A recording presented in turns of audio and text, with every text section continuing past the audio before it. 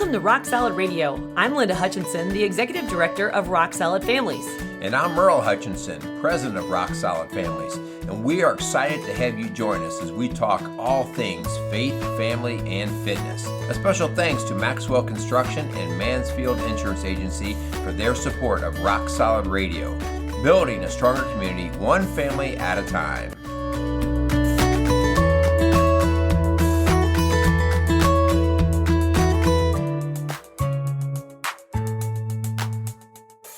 Welcome to Rock Solid Radio. This is Merle Hutchinson sitting besides my most fabulous, lovely, better half, Linda. How are you, lovely Linda Hutchinson? Doing good. Do you want me to put your title in?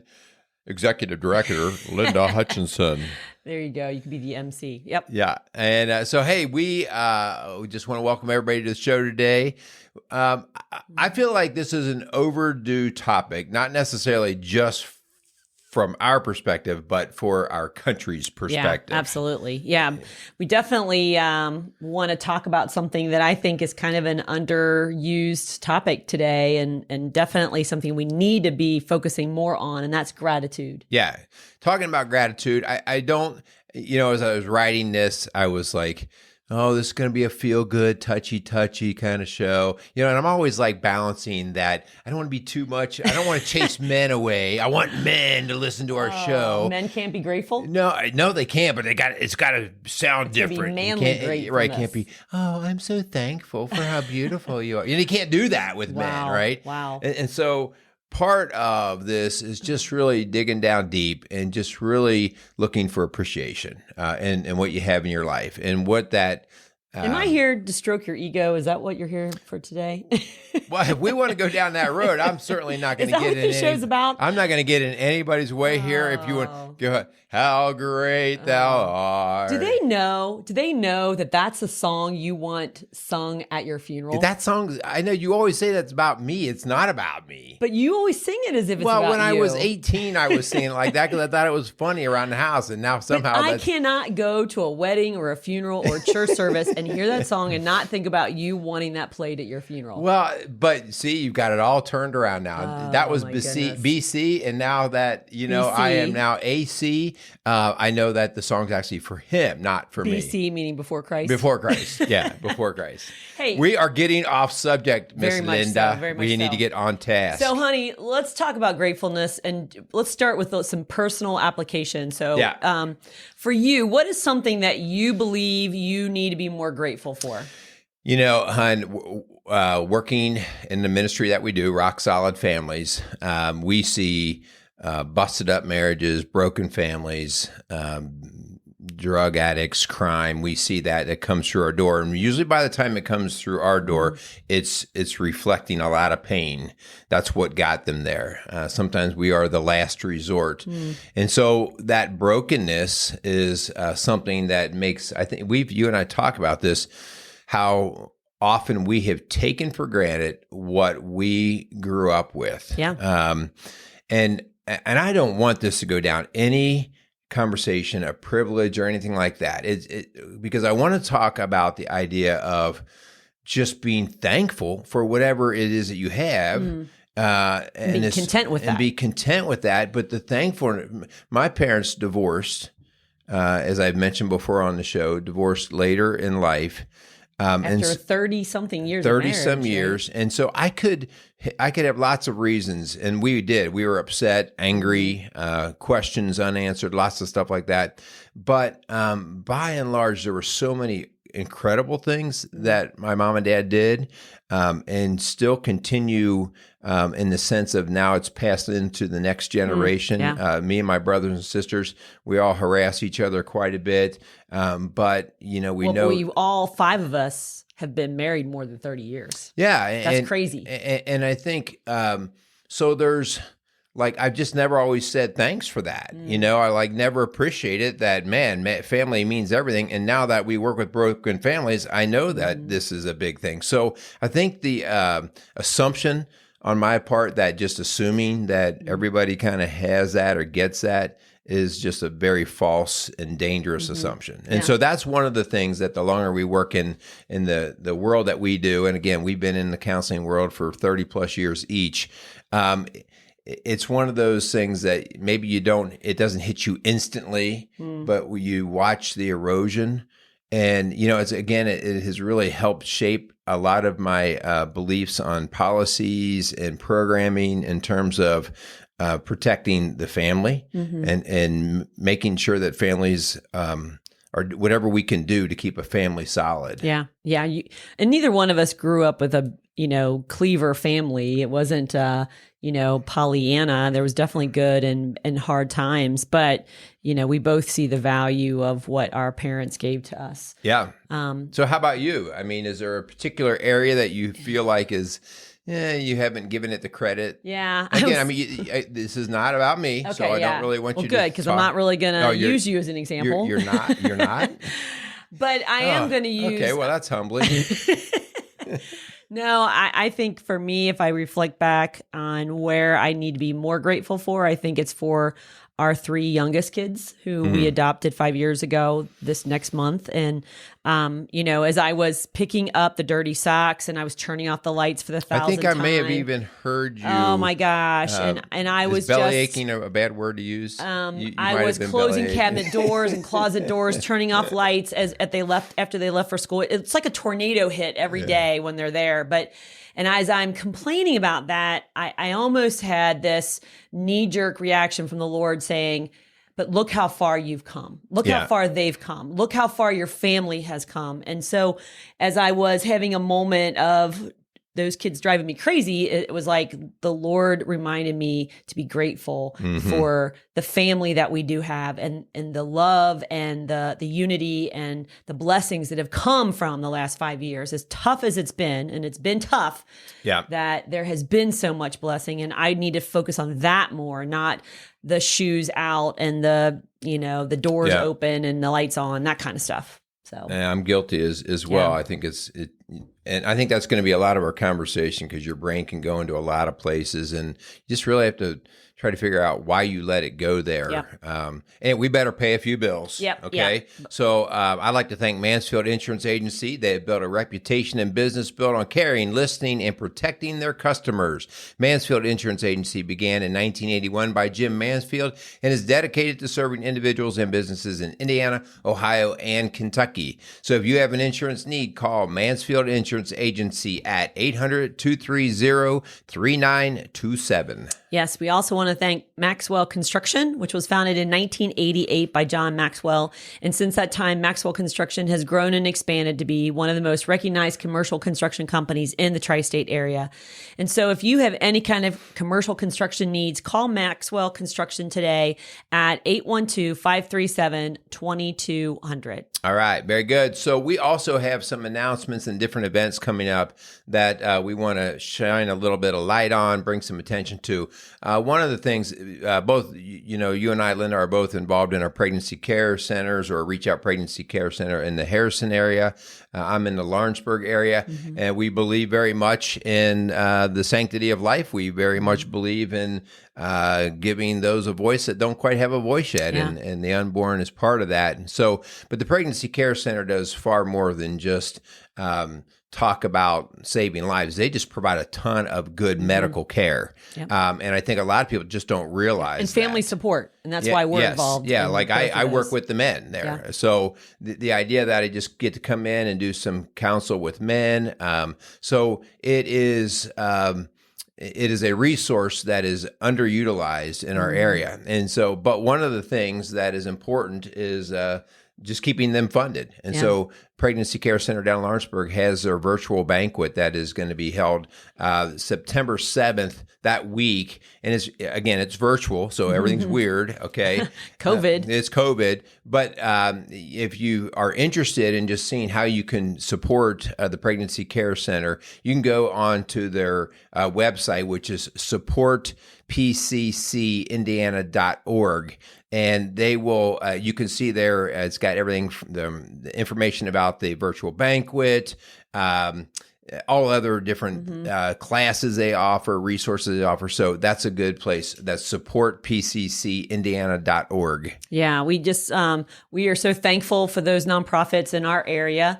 As you said, the Pregnancy Care Center in Lawrenceburg, Indiana, and I volunteer at the Reach Out Pregnancy Center in Harrison, Ohio.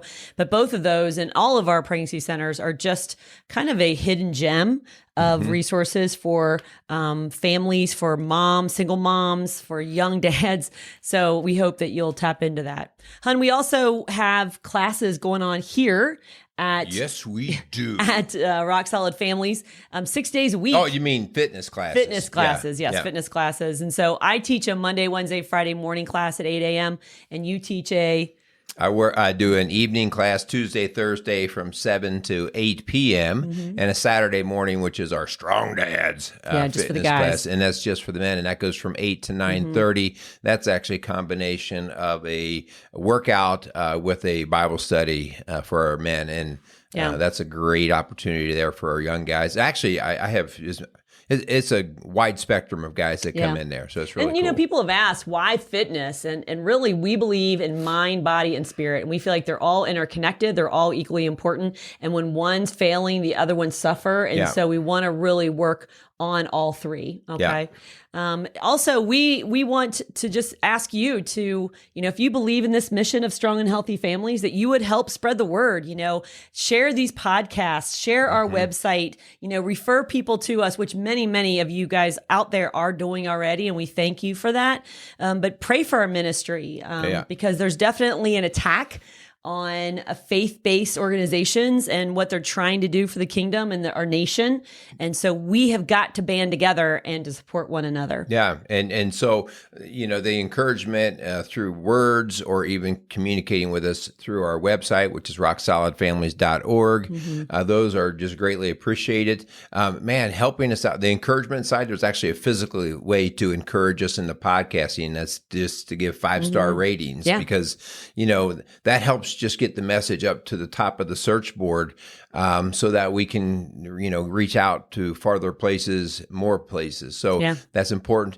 And you know, I just got to say, we're always seeking donations and help and support that way. So financial donations, just the opportunity to grow this ministry. We're already talking about, we would love to hire somebody that would help carry the load of marketing and getting the message out. Because you and I, we write a lot of stuff and we do all the stuff on the podcast, but we're not very good at pushing. And so getting it out through the marketing. And so, you know, we'd like to be able to grow that. And so if you could help us, it's all part of the mission. Yeah. So, Hun, let's talk about this topic of gratitude. If you just joined us, you know, we believe that this topic this conversation is long overdue. So tell us a little bit about why you think that. Yeah. Well, this is going to air on Labor Day. Okay. And so it is kind of in a semblance with Labor Day. And the Labor Day is just kind of that celebration of labor. But it's one of the things that I think this country takes for granted is the work that has been done by all those who have preceded us. This is a great nation that started really from our forefathers. And the labor of them, the labor that the vision that they had, that created what we have. And again, this is, we're not going to sit there and say that everything's right and perfect because it's not. It's flawed. We have issues and problems. We're human. But by and large, we just see the greatest nation ever, the most freedom that a nation has ever had, the most opportunity that any single person, we still, even in all of our craziness, have people wanting to flood through our borders because this is still the place of opportunity. And so gratitude on this Labor Day week as we're coming in is just something that we felt like, you know, we just take a lot of this for granted as to what we have. Yeah. And I think we also, Hun, need to stop here and talk about comparing ourselves with others that may have more than us or doing things differently than us, you know, because that is a trap is sinking sand. And if we don't arrest those thoughts and take them captive and realize that there will always be someone that's smarter than us or bigger than us or more successful than us, whether that be our family, our community, our nation. It's definitely the way the enemy tries to just steal our joy. Man, I mean, you hit the nail on the head, and it's our human nature. It's no different if we have 5 kids, right, in our house, and there's not a day that goes by where they don't compare what the other has gotten or is getting or how their life is rolling. Even our older sons say, well, we never got that when we lived at the house, And so there's always the grass is greener. And I think gratitude says, stop it already, and think about the grass that you have. Yeah. And again, this is not saying, well, everything's perfect in everybody's world and we should all just be Pollyanna happy. Yeah. No, this is about saying, take the nuggets that you have and being thankful for them where you are in that time. Because if you want to stare at all the negative, that's what you're going to see. Sure. Right. Yeah. But if there's good, you can look for that as well. And Hun, I think that we need to talk to those folks out there who are listening who have had severe trauma in their life, who have gone through a really difficult season, crisis after crisis after crisis, and crisis after crisis after crisis. Crazy. It sounded interesting. I don't know. But, I think that you can still have gratitude. The attitude of gratitude is something that is really perpetuated by you. It doesn't have to be given to you by your family or your family of origin. You can turn it into a positive. And I know that sounds so cliche, but if you stay stuck in the victim role and what you haven't had in your life or what didn't happen for you, then you're never going to get to that place where you're going to experience peace and joy and find that grateful heart. Yeah, Hun, I mean, you're right. There are these bad situations that happen and people get into bad places.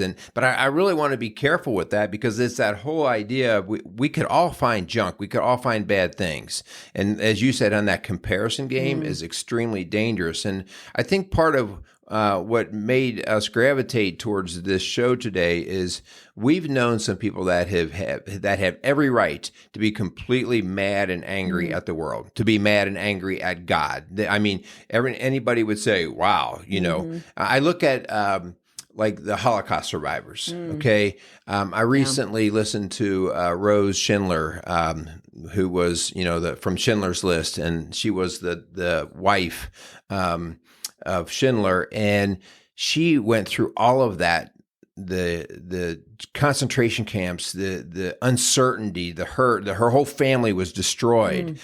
And the entire show, even through tears, she keeps coming back to how grateful she is. Wow. Wow. And you do. You want to go, you're allowed to be mad, Yeah. But that's not, she realized this is not how I can live. Yeah. Yeah. Perfect example. And we just can't compare wounds. We just can't compare wounds. Right. Because that will never turn out well. So, Hun, what is gratitude anyway? What would you describe it as? Right. So just and looking up the definition, okay.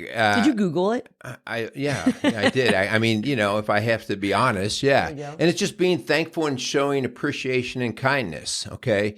And so I think we kind of get that. But I think we have to start to separate a little bit about, well, where does it come from? Did somebody give it to me? Is it innate in me? Is it born in me? What is it? And so there's a few things about it. And first thing we want to use the phrase, gratitude is an attitude. Yeah. Okay. Yeah.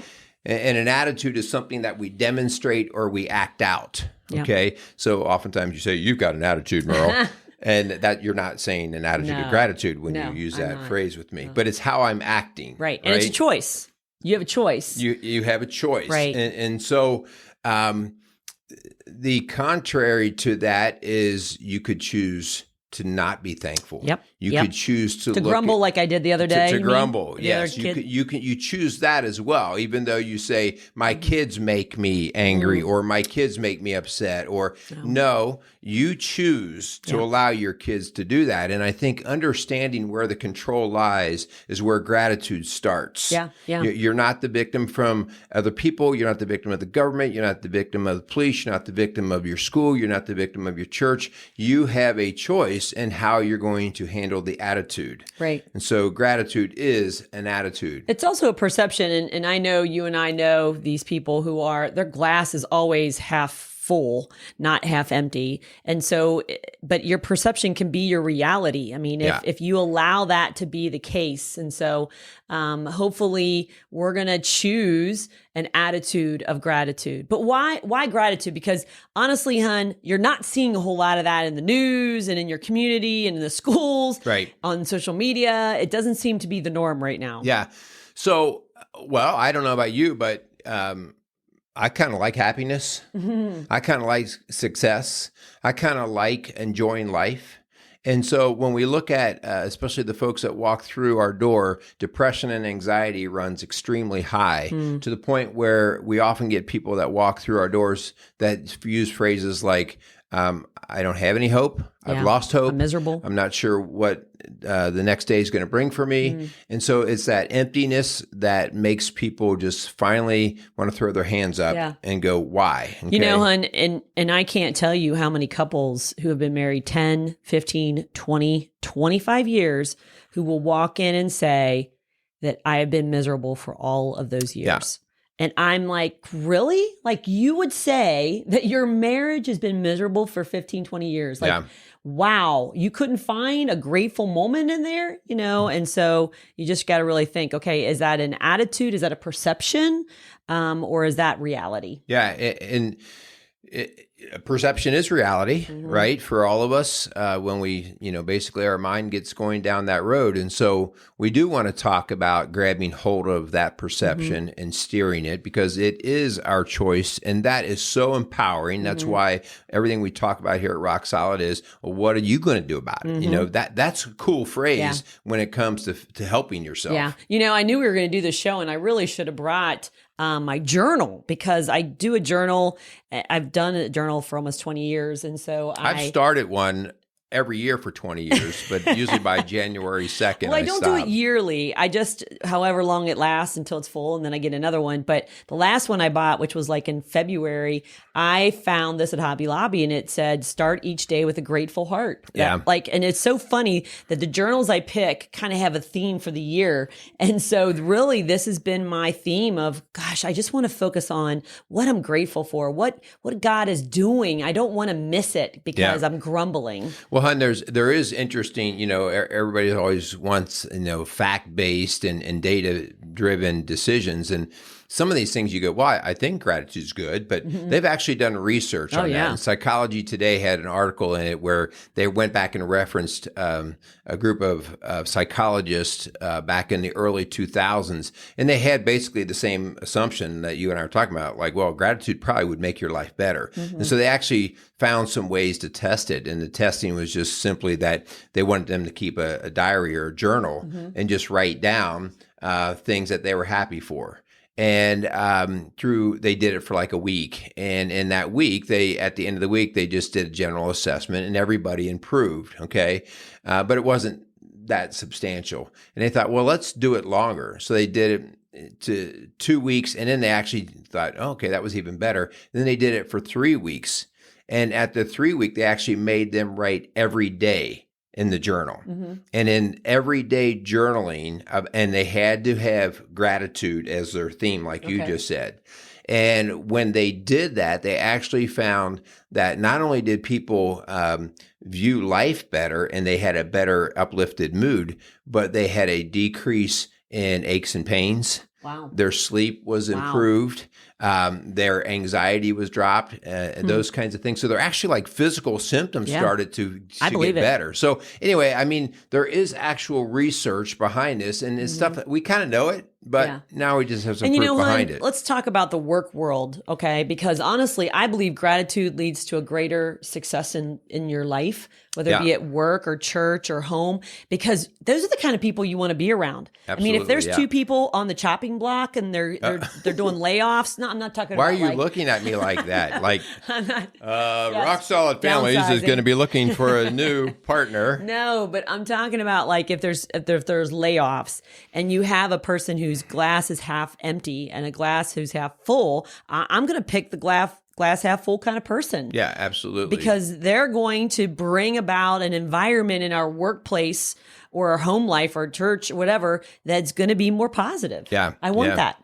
How about just gratitude leads to better relationships? Oh, yeah. You know, you're much likely to be involved with, to associate with people who just are going to be somewhat thankful for you. Nobody wants to be around a grumbler. Yeah, or somebody who's always expecting something out of you, you know. Yeah. But I'm the guilty idea too. that you would always have somebody who would just appreciate what you do and like being around you, it just makes relationships better. Yeah. When one person feels used in the relationship, that relationship's not going to survive very long. Yeah. And I think you have a greater contentment and peace in you when you are looking at, you know, hon, I was driving the other day, and I do a lot of praying when I'm driving because I'm by myself and I just talk But you out have loud. to keep your eyes open, hon. I do. When you- I keep my hands on the wheel and I keep my eyes open. But I was literally praying out loud all of the things I don't deserve.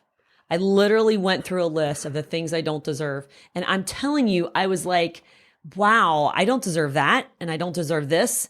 And it was just like, I felt like I was saying the Lord, like, thank you for giving me things I don't deserve. And it wasn't just stuff. It was relationships and opportunities and, you know, seeing blessings with coming in other people's lives. Like, I get to do that. That's something I don't deserve. Yeah.